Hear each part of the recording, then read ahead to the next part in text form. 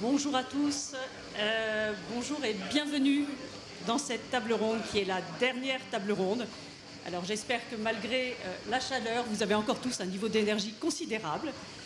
Nous allons parler tous les quatre d'un sujet qui est important, qui a beaucoup été abordé en pointillé lors de toute la journée, qui est la question de l'énergie. Alors dans l'énergie, il y a aujourd'hui deux dimensions, une dimension de court terme, une dimension de moyen terme. Dimension de court terme d'abord, nous sommes dans une sorte de perfect storm, de tempête parfaite sur les marchés énergétiques actuellement, en Europe en particulier. Tempête parfaite, pourquoi? Nous avons la coexistence de la guerre en Ukraine, qui crée des tensions sur le marché gazier, d'un facteur structurel qui est la diminution des capacités électriques pilotables en Europe. Et puis, troisième facteur qui est notamment important en France, les questions de disponibilité, ou plutôt de manque de disponibilité d'un certain nombre d'unités nucléaires de production en ce moment. Donc, espèce de conjonction de facteurs qui aujourd'hui fait que le système énergétique en Europe et en France en particulier est particulièrement sous stress. Ça veut dire quoi? Ça veut dire des prix de l'énergie élevés. Je pense que tout le monde le constate. C'est un problème pour le pouvoir d'achat, c'est un problème pour la compétitivité des entreprises. Et puis ça veut dire quoi? Ça veut dire aussi des sujets de sécurité d'approvisionnement. Nous sommes aujourd'hui dans un système dans lequel, ça nous a été rappelé par les trois dirigeants de Total Energy, d'EDF et d'Engie, nous sommes aujourd'hui dans un système dans lequel il y a très peu de marge de manœuvre sur le système énergétique. Donc à court terme, beaucoup de tensions et la mise en évidence de deux sujets qui sont cruciaux pour le système énergétique, la sécurité d'approvisionnement d'une part, la question des coûts d'autre part. Ça, c'est le sujet de court terme.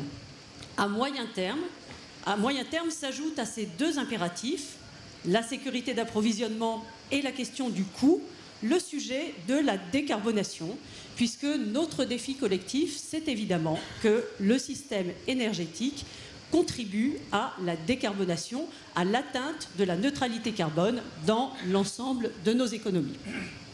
Donc deux sujets, un sujet de court terme, un sujet de moyen terme qui sont devant nous. Alors pour en parler aujourd'hui, nous avons trois invités que je présente très brièvement et à qui je donnerai la parole dans cet ordre. Michał Kurtyka, qui est ancien ministre du Climat et de l'Environnement de Pologne, ancien président de la COP24. Marianne Legnaud, qui est présidente du directoire d'Enedis. Alors Enedis, comme chacun sait, c'est le réseau de distribution d'électricité. Mais je le rappelle parce que parfois ça n'est pas complètement intégré. Et puis Patrick Pouyanné, président directeur général de Total Energy. Michał, vous avez la parole. Grand merci Claire, et grand merci pour avoir utilisé un terme anglais qui permet à un seul étranger de ce panel de ne pas se sentir complètement dépaysé en termes de langue. Je vais tout de même poursuivre en français en espérant que ça va marcher. Alors, vous l'avez dit, on se dirige vers un hiver extrêmement difficile. Au mieux, on aura des prix exorbitants de l'énergie. Le plus vraisemblablement, on aura des pénuries d'énergie et des coupures d'électricité. C'est plus facile par ailleurs de le dire si on n'est pas du pays et si on n'est pas un politique actif. Au pire, on aura une conjoncture de crise énergétique, économique et dans le pire des cas, sanitaire et militaire y compris. Donc on se dirige effectivement vers le perfect storm. C'est une crise majeure qui nous attend et je pense qu'il faut premièrement prendre la mesure de cette crise. Et la mesure de cette crise, c'est aussi parler vrai, avoir un discours de vérité par rapport à ce qui nous attend.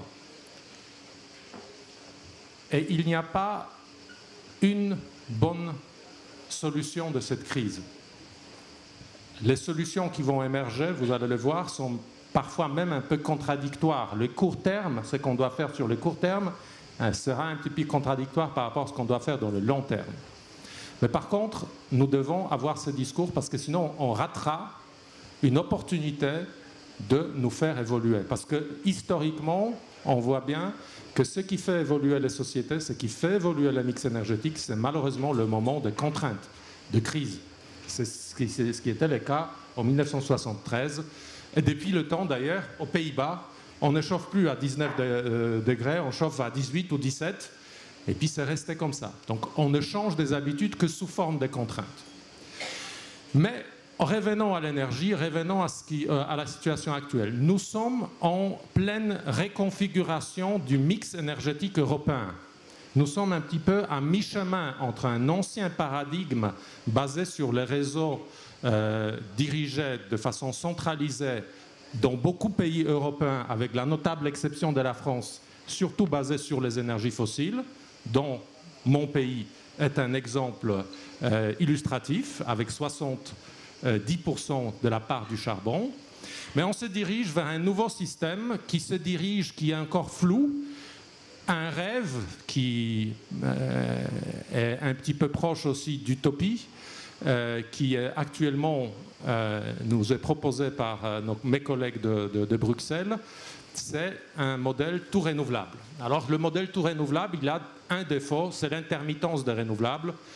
L'éolien et le solaire ne marchent pas sur l'ensemble de l'année, donc soit on accepte qu'il va y avoir des pénuries constantes, et dans les pays comme le mien, où les hivers sont tout de même un petit peu compliqués, on n'arrive toujours pas véritablement à chauffer avec l'éolien et le gaz. Il nous faut des moyens de transmission d'énergie, il nous faut des moyens de stockage d'énergie.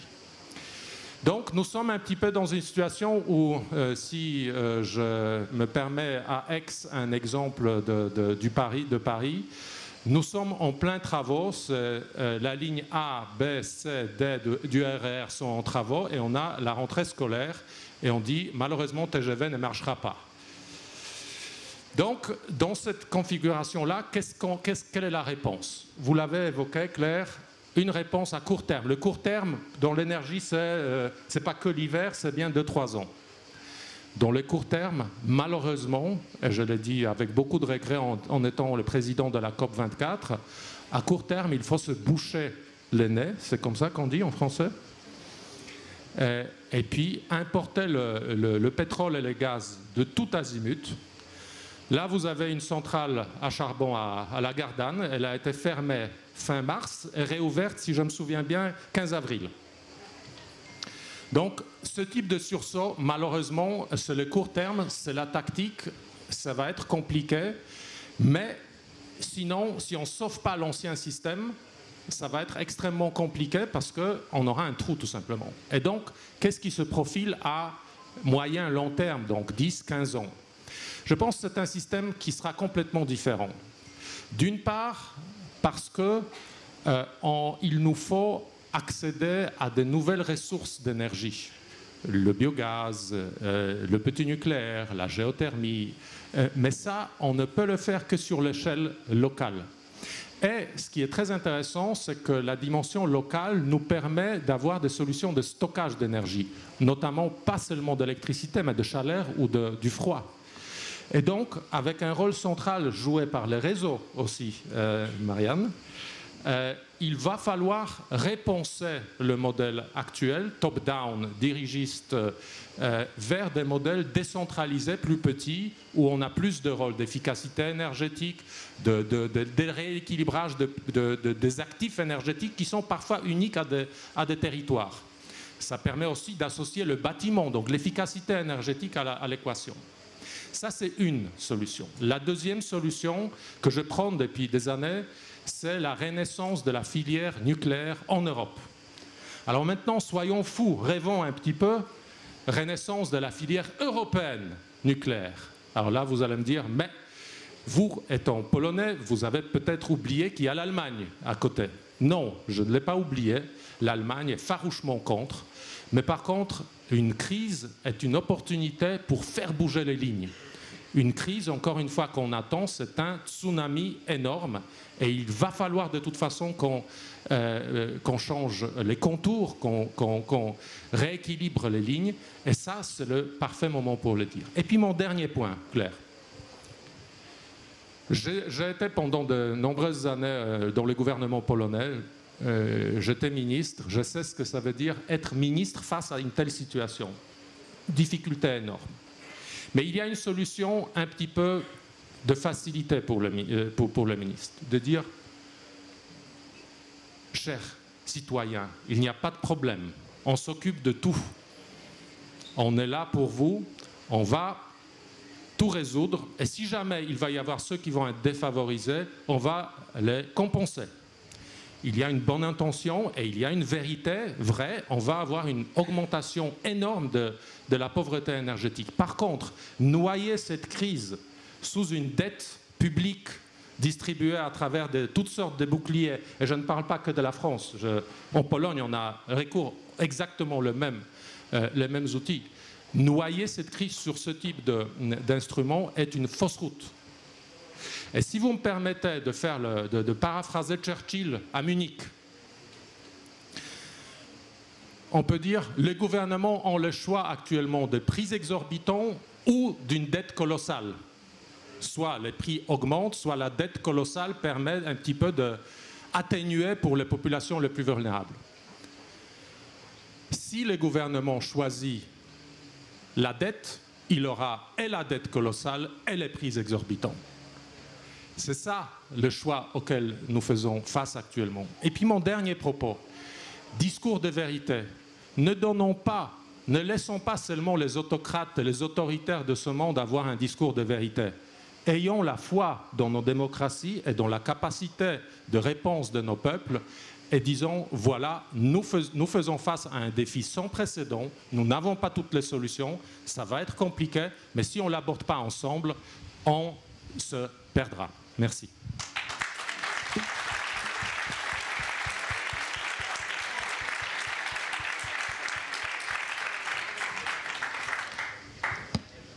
Marianne, après ce panorama politique.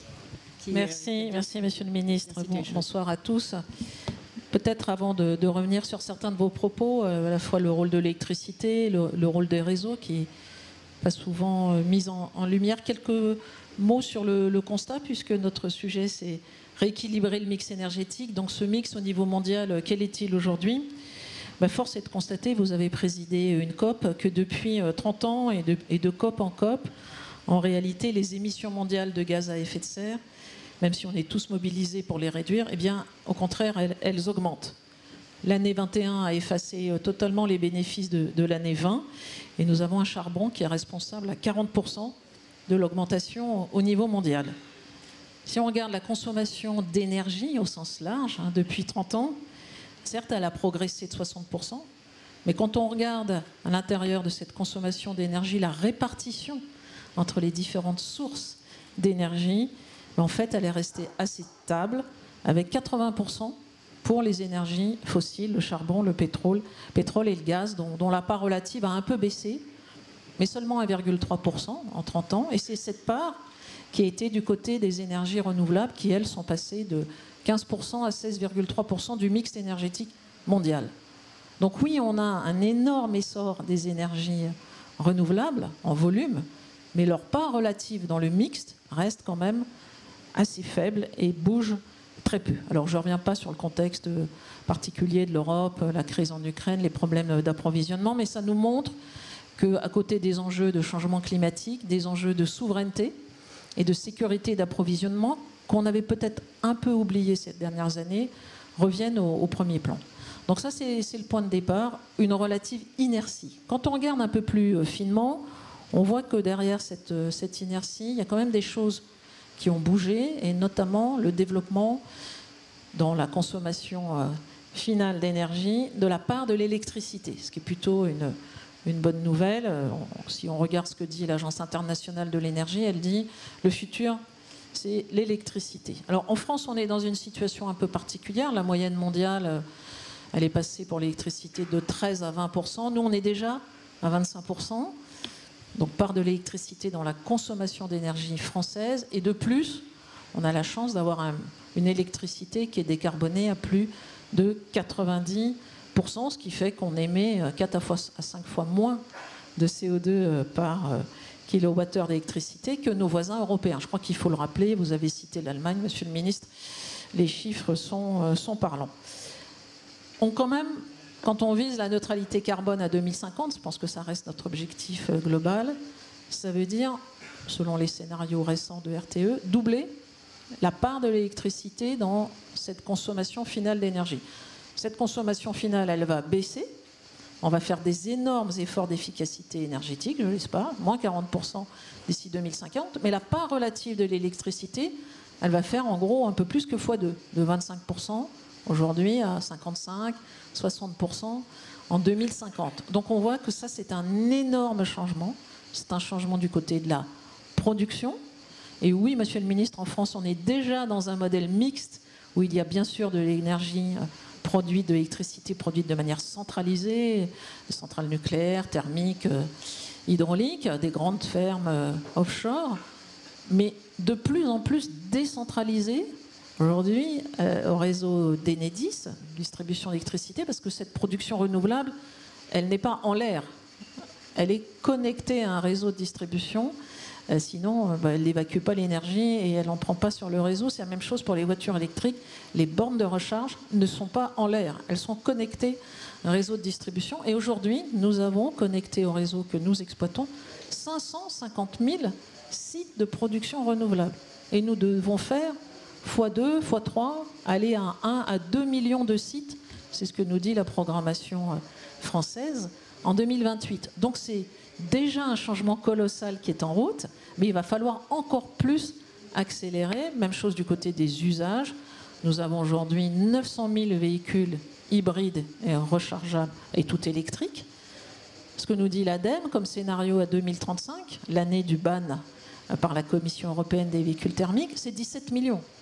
900 000, 17 millions. Même si on se trompe d'1 ou 2 millions, c'est là aussi une pente colossale à monter, et notamment en termes d'investissement dans les réseaux de distribution, où nous, côté Enedis, nous prévoyons d'investir 61 milliards d'ici 2035. Et d'ailleurs, Eurélectrique et l'association des distributeurs d'électricité au niveau européen vient d'annoncer 400 milliards nécessaires dans les réseaux de distribution à cet horizon, et nous faisons 10% des réseaux européens, nous sommes le plus grand en Europe, et on retrouve nos 4 à 5 milliards annuels par an. Donc cette transition énergétique, elle est en route, on n'y est pas encore totalement, et je voudrais finir par les défis que ça suppose. Bien sûr, ça suppose des investissements, alors le mieux possible, la manière la plus intelligente possible, mais il faut le dire, ça suppose des investissements, et donc ça a un coût, et il ne faut pas se le cacher.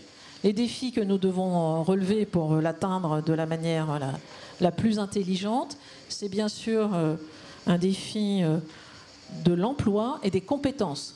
Alors c'est une bonne nouvelle, la transition écologique pour la filière électrique, puisqu'elle emploie déjà, c'est déjà 30 000 entreprises de toute taille, bien sûr, des grandes entreprises, des gros fournisseurs, des distributeurs, des réseaux, mais aussi des PME, des TPE, qui emploient 600 000 salariés dans des secteurs connexes, bien sûr le secteur électrique, mais aussi le bâtiment, l'industrie, les infrastructures qui vont participer à cette révolution. Par contre, il nous faut des compétences en nombre et en qualité, et on sait que l'industrie est extrêmement sous tension dans tous les secteurs. Deuxième défi, j'en ai parlé tout à l'heure, c'est notre capacité collective à mettre en œuvre cette efficacité énergétique. Moins 40%, c'est extrêmement important. Et donc, surtout dans un contexte de hausse du prix de ces énergies. La troisième question, c'est la soutenabilité d'un point de vue économique et social. Une transition qui soit inclusive. Il y a eu une tribune récente des 3 plus gros fournisseurs, qui sont des clients pour Enedis. Enedis a 80 fournisseurs qui sont les clients, mais il y en a 3 qui sont plus gros que les autres, qui ont fait une tribune pour appeler à la sobriété. Et moi, je ne comprends pas le débat entre sobriété individuelle ou collective. Je pense qu'on a besoin que chacun s'y mette. Donc c'est individuel, avec des éco-gestes très simples, dans une vision un peu globale qui soit positive de cette sobriété. En tout cas, c'est notre troisième défi. Je dirais d'un mot que moi, je suis optimiste sur l'avenir. Je vois que les comportements changent. Je vois sur le terrain, dans les collectivités locales, chez nos clients, nos partenaires, beaucoup d'innovation, beaucoup d'engagement, beaucoup d'attention sur des choses aussi classiques, par exemple. Enfin, classiques. Par exemple, nous offrons comme service gratuit, ça s'appelle Mon éclairage public. L'éclairage public, c'est 30% de la facture d'électricité d'une commune. Ce que nous pouvons faire aujourd'hui grâce au compteur Linky, qui est déployé à 35 millions d'exemplaires en France, donc 90% des Français en ont un dans leur foyer, eh bien, c'est dire à la collectivité locale les endroits de son réseau d'éclairage qui sont en train de tomber en panne ou déjà en panne ou qui surconsomment. Et donc, pas 10 jours après, mais le matin même à 8 heures, quand on fait les calculs de données, on peut leur donner cette information. C'est qu'un exemple parmi d'autres, et je crois qu'il y a des choses très concrètes à faire pour arriver à un rééquilibrage du mixte qui nous amène quand même avec un peu plus de certitude vers la neutralité carbone en 2050. Et puis peut-être un mot pour finir, on dire qu'il ne faut pas oublier les autres pays en dehors. On a beaucoup parlé de l'Europe, on a beaucoup parlé de la France, mais il y a des pays dans le monde pour lesquels ce n'est pas la sobriété qui est l'enjeu, c'est l'accès à l'électricité. Et nous avons encore près de 800 millions de citoyens mondiaux qui n'ont pas accès à l'électricité et dont la situation, notamment en Afrique, est en train non pas de s'améliorer, mais de se dégrader, notamment du fait de la crise sanitaire. Donc beaucoup d'enjeux et je pense qu'il faut les regarder avec lucidité.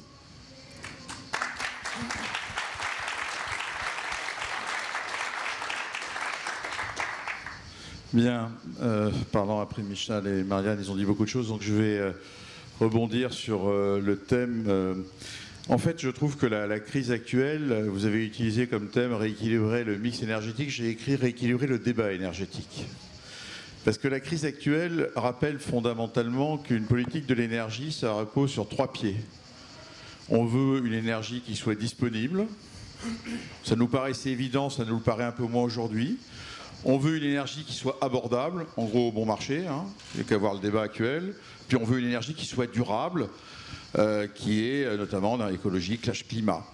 Le débat s'était beaucoup déporté sur la partie du 3e pilier. Et Micha, à la COP 24, en a été d'ailleurs un arguant. Et encore à Glasgow, il y a 6 mois, on parlait du 3e pilier. Le 3e pilier, c'est un impératif catégorique parce qu'on sait qu'il faut sauver la planète et travailler. Mais ce qu'on observe à travers la crise, c'est que les 2 autres piliers reviennent très vite en avant.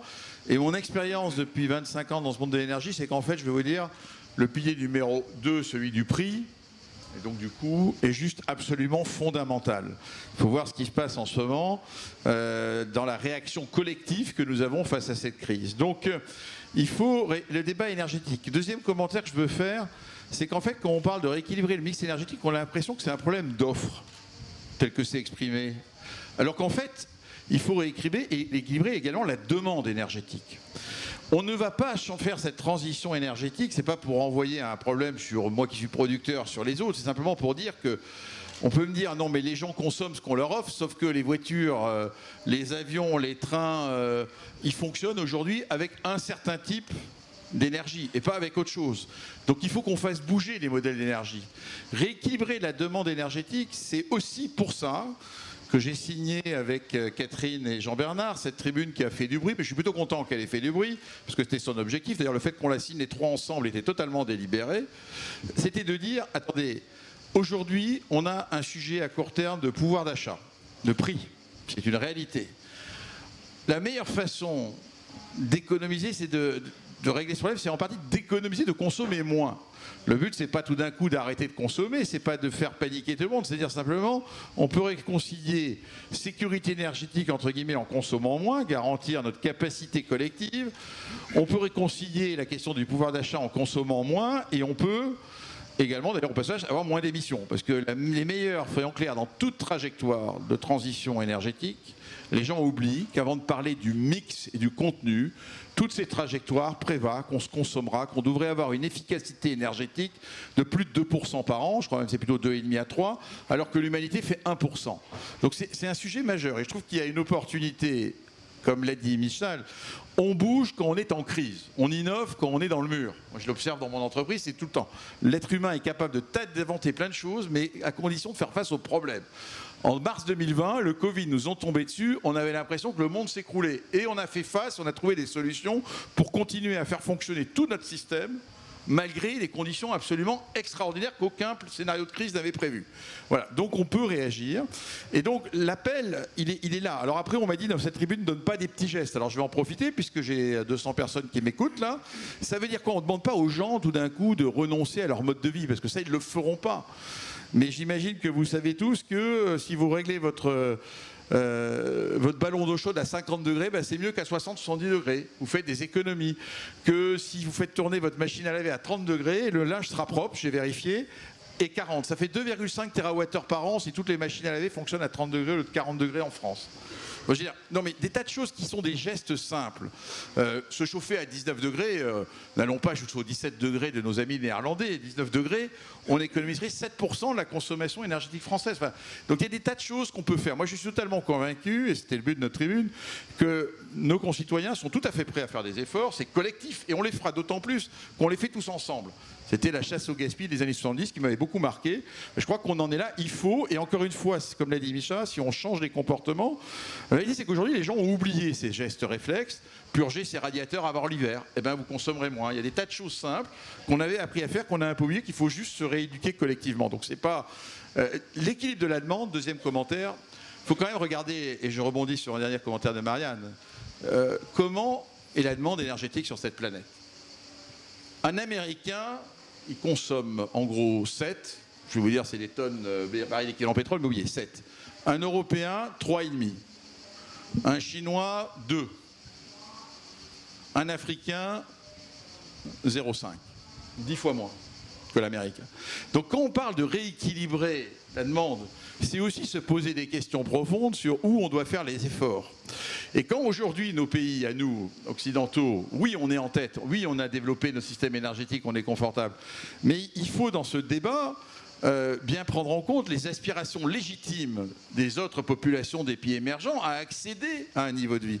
Si les émissions de carbone ont augmenté, comme l'a dit, c'est pour une raison simple, la population augmente sur cette planète.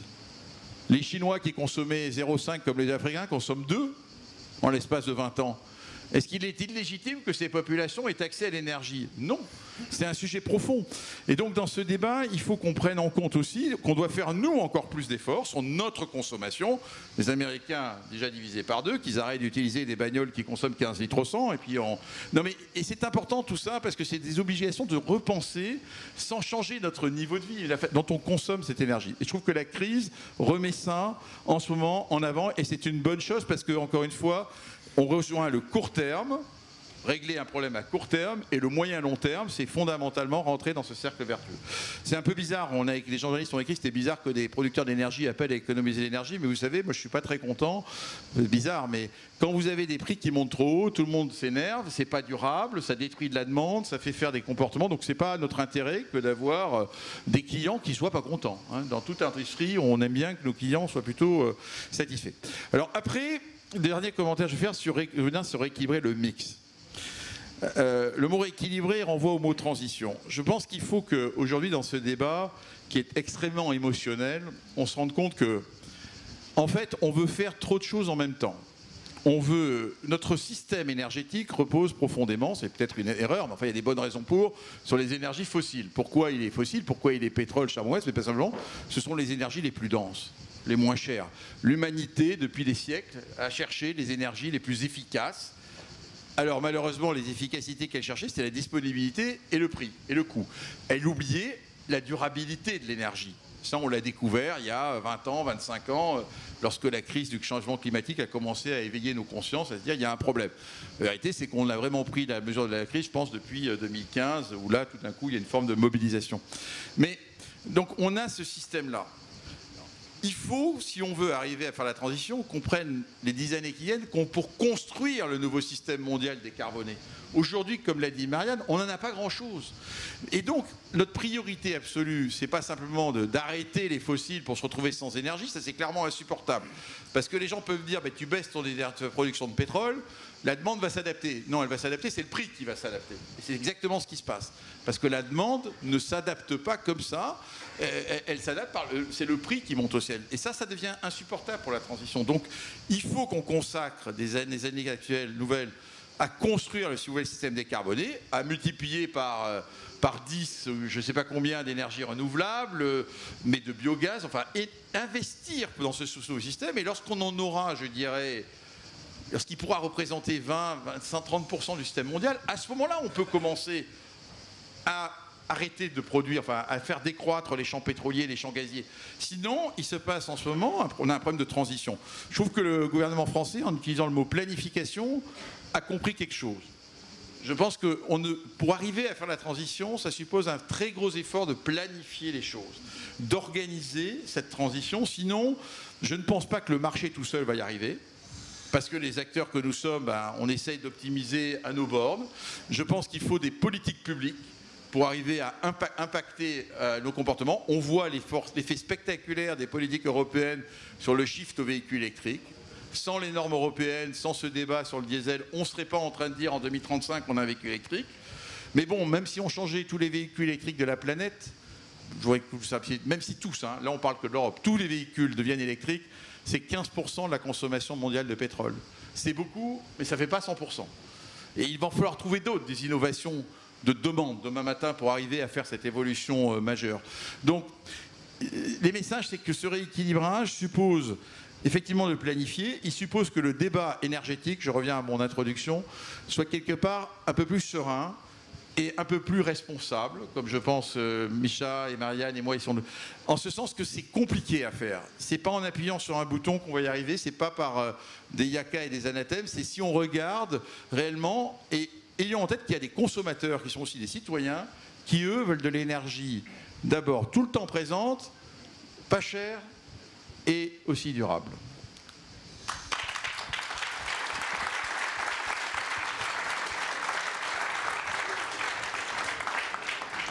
Merci à tous les trois. Alors, je pense beaucoup de points de convergence, au fond, dans ce que vous avez dit. Et ce que je retiens comme fil directeur, c'est qu'il faut, quelque part, enfin, cette crise que nous traversons est évidemment une crise épouvantable. On a aussi la capacité de faire de cette crise une opportunité. Faire de cette crise une opportunité, d'abord en changeant de comportement, et Patrick nous en a donné des exemples extrêmement concrets, mais on sait tous que la transition énergétique impose de réduire la consommation d'énergie, ça a été dit par Marianne aussi, de l'ordre de 40% d'ici 2030, donc il va falloir s'y mettre. Le faire aujourd'hui, c'est évidemment une bonne manière de maîtriser la facture. Et puis, il faut organiser la transition, ça a été dit par l'ensemble des intervenants, la transition des moyens de production. Nous partons d'un système qui est un système relativement carboné avec des dépendances externes. Nous avons la capacité d'organiser une transition. La transition, ça veut dire quoi? Ça veut dire l'électrification de nombreux usages et le développement des énergies décarbonées, électriques décarbonées qui vont avec. Et ça veut dire aussi, et ça a été signalé aussi, ça veut dire qu'un certain nombre d'usages vont rester des usages gaziers, des usages de mobilité lourde, des usages industriels, et que pour cela aussi, il faut organiser la transition gazière. Et ça, ce sont les sujets du biométhane et de l'hydrogène renouvelable qui vont nous permettre d'avoir un mix décarboné. Mais donc, beaucoup, au fond, de points communs et de convergence dans ces prises de parole. Alors, nous avons un quart d'heure. Je vais commencer par les questions de la salle, s'il y en a. Et j'en vois au moins 3, 4, 5. Énormément de questions dans la salle. Quelqu'un peut apporter un micro? Ici, par exemple. Bonjour. Bonjour. Ma question est pour M. Pouyanné de Total. Ma question elle porte en fait sur les capacités de production de Total en énergie renouvelable. Vous avez énormément développé votre portefeuille, mais quand on regarde dans le détail, on voit qu'il y a beaucoup de capacités de production qui sont déjà installées, que vous rachetez des portefeuilles qui sont déjà existants, notamment en Inde, d'après ce que j'ai pu voir dans vos dernières publications. Ma question est simple. Total qui a des capacités gigantesques, à quel moment vous allez accélérer dans la création nette de capacités de production électrique renouvelables, en Europe notamment, mais aussi à l'étranger? Non, mais vous avez mal vu par l'Inde. Il se trouve qu'on n'achète pas des installations existantes parce qu'elles sont trop chères, qu'on n'a pas tant d'argent que ça. Donc ce qu'on achète, c'est en fait profondément des pipelines en développement. pour accélérer justement notre investissement.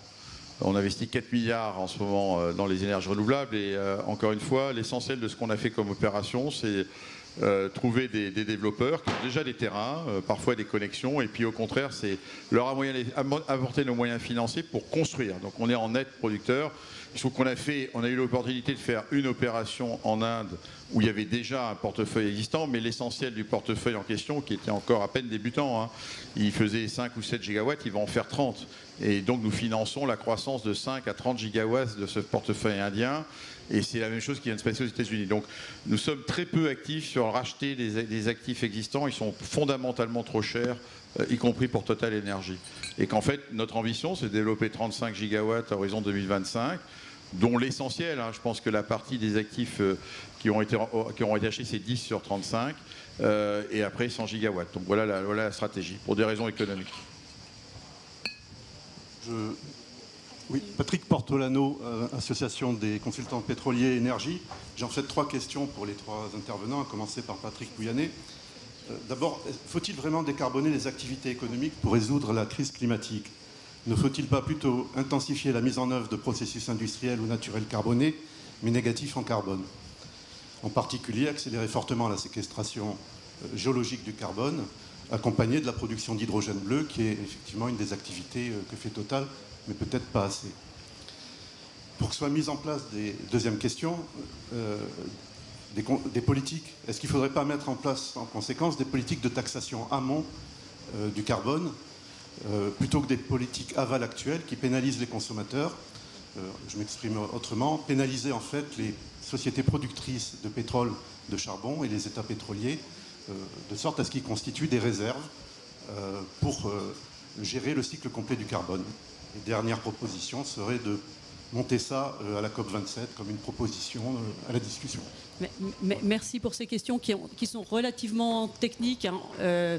Non, mais enfin, mettre un prix sur le carbone, je suis d'accord, enfin, il n'y a pas de problème. Maintenant, je n'ai pas très bien compris la première question. Enfin, je pense que je ne suis pas un grand fanatique du stockage géologique du carbone, pour être honnête. Je pense qu'il y a des limites dans tout. Et que ce n'est pas une solution universelle au problème. C'est pas si simple que stocker du carbone.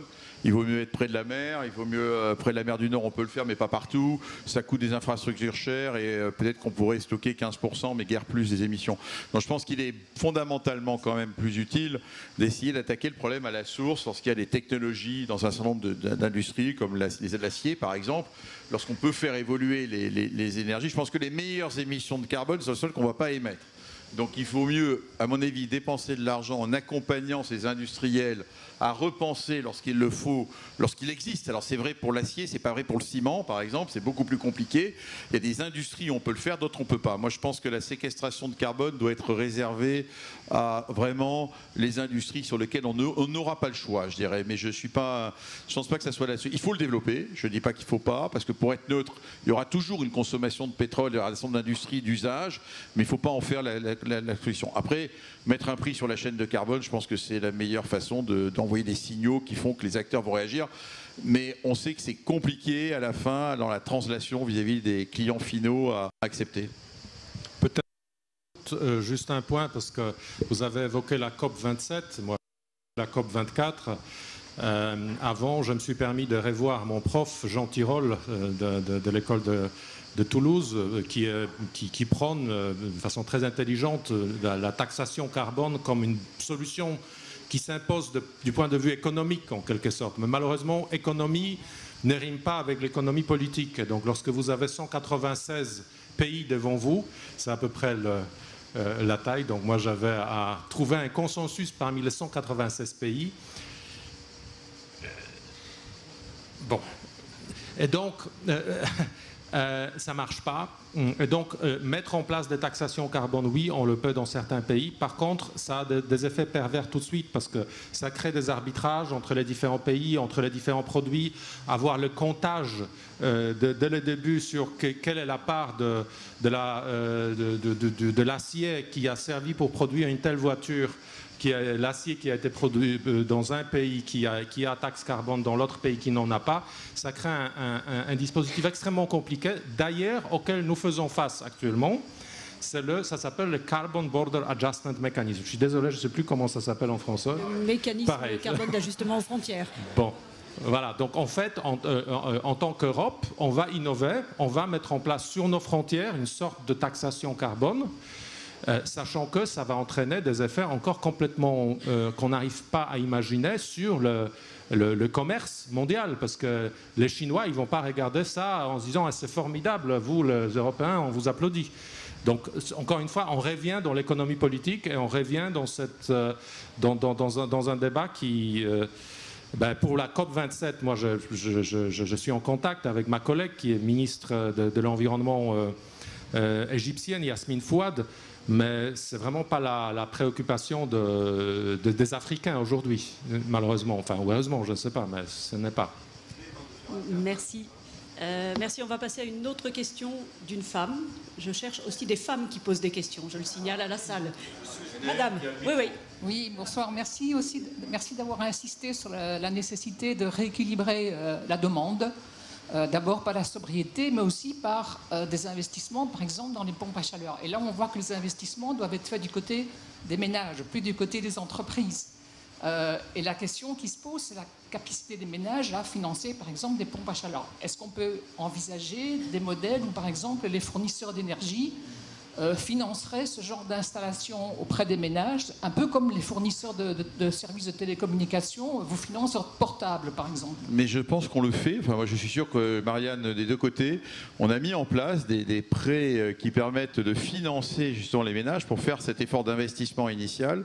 Donc je suis sûr qu'ils ont été mis en place il y a 2 ans, je pense qu'ils existent encore, mais on va faire de la communication dessus. Enfin, Marianne, tu veux peut-être compléter ce point-là? Alors moi, je n'installe pas ni ne vends pas de pompes à chaleur RR, mais le groupe EDF le fait. Mais que nous les raccordons et que c'est donc en train de se développer parce que la réglementation thermique est en train à changer et donc interdit notamment les chaudières fuel. Donc il faut passer à d'autres modes d'alimentation et c'est un des changements du côté des usages. On a parlé de la voiture électrique, mais la manière de se chauffer et la climatisation également connaissent des évolutions importantes. Mais oui, ces systèmes sont subventionnés aujourd'hui, en partie par l'État et par les fournisseurs aussi.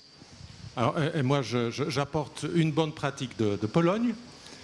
L'équivalent de Total sur le volet gazier, donc PGNiG, l'entreprise polonaise du gaz, qui est un grand producteur de gaz commerçant.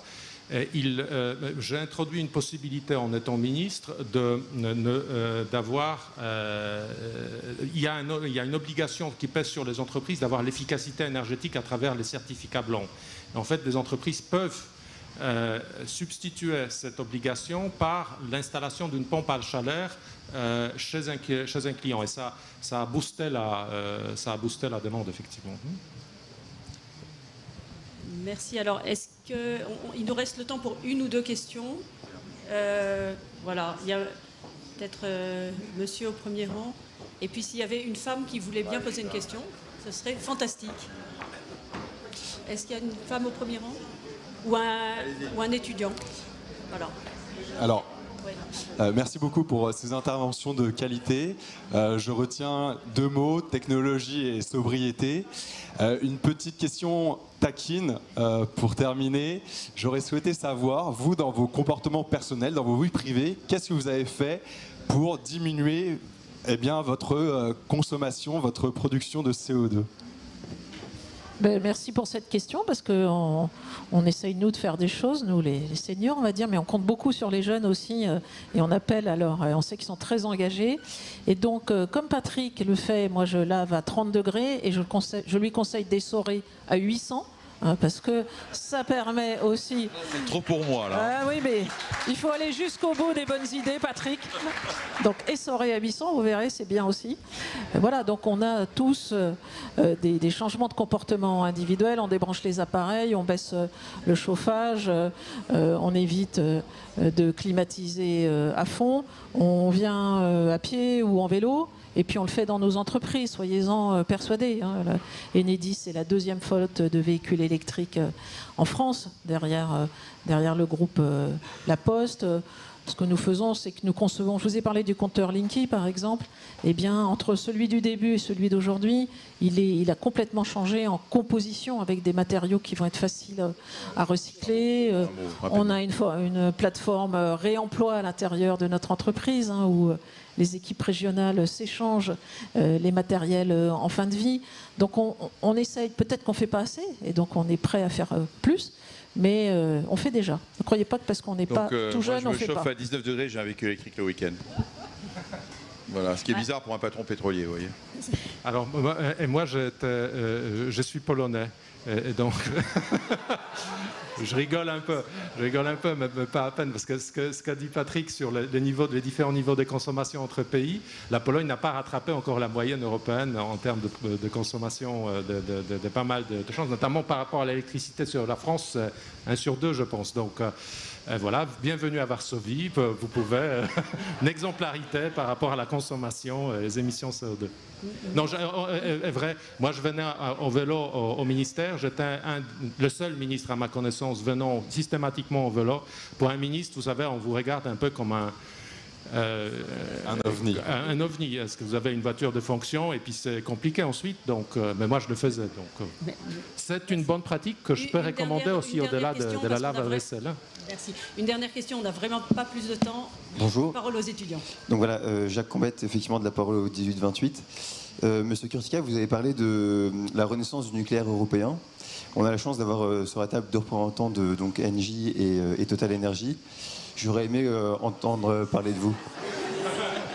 Je le savais bien qu'il fallait préciser les choses au début. Donc Enedis n'appartient pas au groupe Engie, oui, qui est une filiale indépendante du groupe. Ah, voilà. Oui, alors effectivement. Vous permet de prendre la suite après pour la conclusion.